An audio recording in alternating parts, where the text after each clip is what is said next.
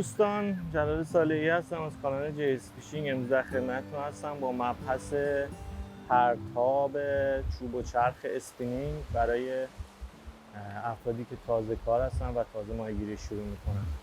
امروز اومدیم به سواحل دریای خزر، سواحل زیبای دریای خزر. یکم اینجا شلوغه، شاید سر صدایی بشنویم، حالا در هر صورت چاره‌ای دیگه ندارم، خلوت‌تر از اینجا هم جایی پیدا نکردم. یکی از موارد مهمی که افراد تازه کار در مورد ماهیگیری باش مواجهن بحث پرتاب در ماهیگیری هست. با اینکه خیلی ساده است و خیلی ها فکر میکنن کار ساده ایه، ولی قبل از اینکه شروع به ماهیگیری کنید حتما این آموزش رو ببینید. اگر دوست داشتین لایک کنین این ویدیو رو، اگه سوالی هم داشتین برام کامنت بذارین و سابسکرایب کنین، اون زنگوله کوچیکم بزنین تا اگر ویدیوی جدید آموزشی یا ویدیوهای دیگری براتون میذارم از ماهیگیری حتما اون رو ببینید. قبل از اینکه شروع به پرتاب بکنین یه چند تا نکته رو باید بدونین. یکی از این نکات اینه که قطعات چرختون رو باید خوب بشناسین.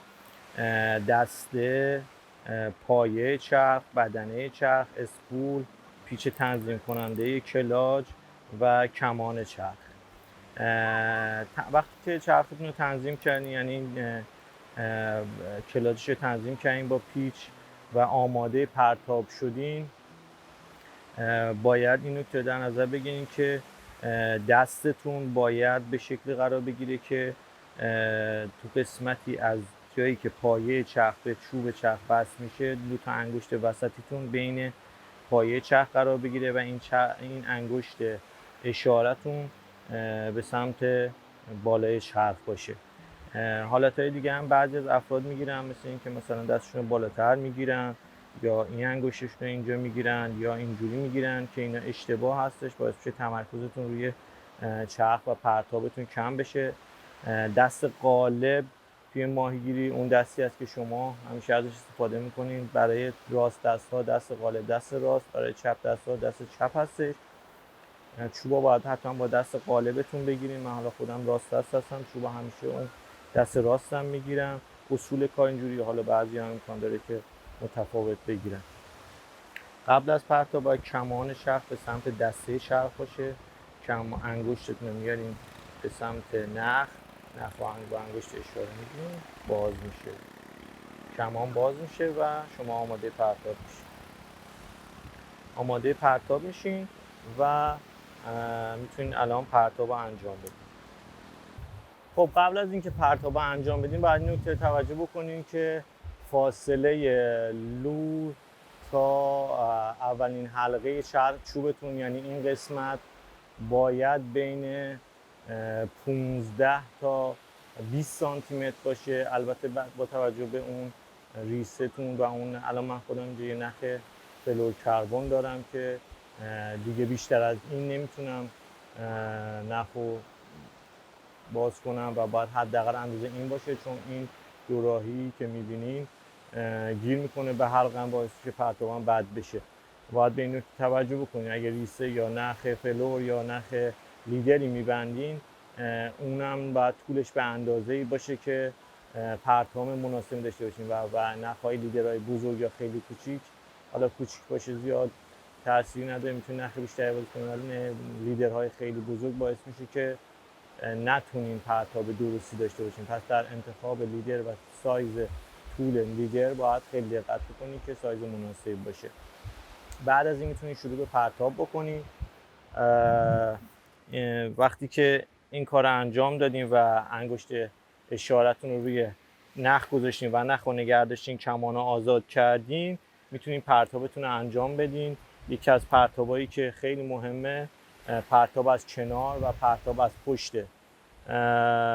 اگه میخواین پرتاب درستی انجام بدین حتما باید دو تا دستتون درگیر چوب باشه تا تمرکز مناسب روی چوب داشته باشین. بعضی یه دستی پرتاب میکنن که کار درستی نیست. دست قالبتون که همونجا قرار گرفت که خدمتتون عرض کردم، دست دیگه‌تون رو ته چوب قرار میدین و یه پرتاب از کنار رو من الان بهتون نشون میدم. و انگشتتون رو باز میکنید. این که انگشت چه زمانی باز بشه خیلی مهمه. اگه انگشتتون خیلی زود رها بشه از انگشت اشاره دست راستتون زود باز بشه، باعث میشه که نختون خیلی بره بالا و پرتاب درستی نداشته باشین. اگه خیلی هم دیر باز کنین، باعث میشه که فشار زیادی روی دستتون بیاد، انگشتتون بیاد، و اگر تومتون بزرگ باشه و تومه‌های سنگین باشه، نوک چوبتون امکان داره بشکنه، انگشتتون هم آسیب ببینه. برای همین باید دقت کنید که این زمان بهینه رها کردن انگشت اشارتون خیلی مهمه. اینم با تجربه و پرتاب‌های مکرر به دست میاد و چیزی نیست که من بخوام الان بهتون آموزش بدم. باید تمرین تمرین تمرین و تمرین انجام بدین تا بتونین به این نقطه‌ای که زمان مناسب رها کردن انگشت شستتونه برسین. یه پرتاب دیگه هم پرتاب از پشته که برای پرتاب‌های بلندتر استفاده میشه. باید دقت بکنین که اگه خواستین پرتابتون از پشت درست و مناسب باشه، حتما باید دقت کنین که هر جهتی رو که میخواین انتخاب کنین برای پرتاب، پشت چوبتون هم به همون سمت باشه. یعنی اگر مثلا میخواین به دست سمت راست پرتاب کنین، چوبتون هم بیاد به سمت راست. هر چقدر این چوب پشت سر من حرکت کنه، جهت چوب حرکتتون و جهت پرتابتون مشخص میکنه. نگاه کنین الان اگه میخوام سمت راست کمی تمایل به سمت راست داشته باشه، این کارو میکنم. پای چپمو میارم جلو، پای راستم عقب و فشار و پرتاب. این یه پرتاب بهینه میشه. وقتی هم میخواین جمع کنین، وقتی پرتاب میکنین، یه نکته دیگه هم که یادم رفت، وقتی پرتاب میکنین و پرتابتون تموم میشه، حتما باید کمون چرخ رو با دست چپتون ببندین و اجازه ندین که خود کمون بسته بشه، چون این آسیب میزنه به کمون چرخ و باعث گره خوردگی هم گاهی میشه. نگاه کنین وقتی پرتاب میکنین، لورتون که نشست، خودتون با دست چپ کمون رو حتما ببندین. موارد دیگه هم که خیلی سوال میکنن اینه که طول پرتابمون چرا کوتاهه. طول پرتاب به خیلی مورد بستگی داره. یکی این که نختون قطرش چقدر باشه. تو مبحث نخ‌ها در مورد اینکه هر چقدر نختون نازک‌تر باشه پرتاب بلندتری دارین صحبت کردم. وزن نخ و نوع نخ تعیین کننده اینه که شما چه پرتابی داشته باشین. یکی دیگه نوع اسپول چرختونه. هر چقدر چرختون اسپول بلندتری داشته باشه و عمق کمتری داشته باشه، مثل چرخ‌های صرف و چرخ‌های کپوری، طول پرتاب بیشتری داریم. طول چوبتون هر چقدر بیشتر باشه پرتاب بیشتری داریم.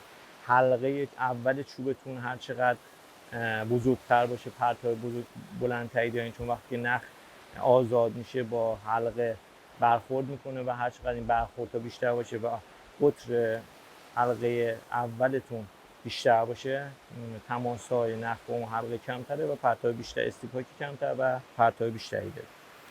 همینطور لبه چرخ هم خیلی مهمه. خیلی از چرخ‌هایی که شیمانو یا دایوا یا برندهای معروف تولید میکنن به این تاکید کردن که لبه‌ها جوری طراحی شده که نخ برخورد کمتری باش داشته باشه و استیپاکی کمتری داشته باشه. وزن اون سینک بودن وزن تومتون با وزن پرتاب چوبتون هم خیلی مهمه.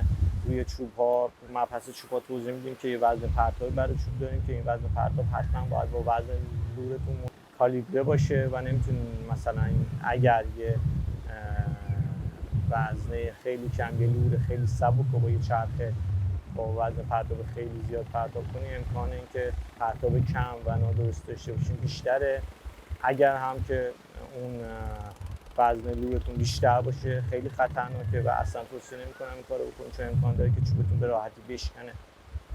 پس دقت کنید که این مواردی که خدمتتون عرض کردم باعث میشه که شما پرتاب بهتر و بهینه‌تر و با دقت‌تری داشته باشید. ممنون که این ویدیو رو تماشا کردین. اگر مفید بود براتون حتما لایک و کامنت فراموش نشه.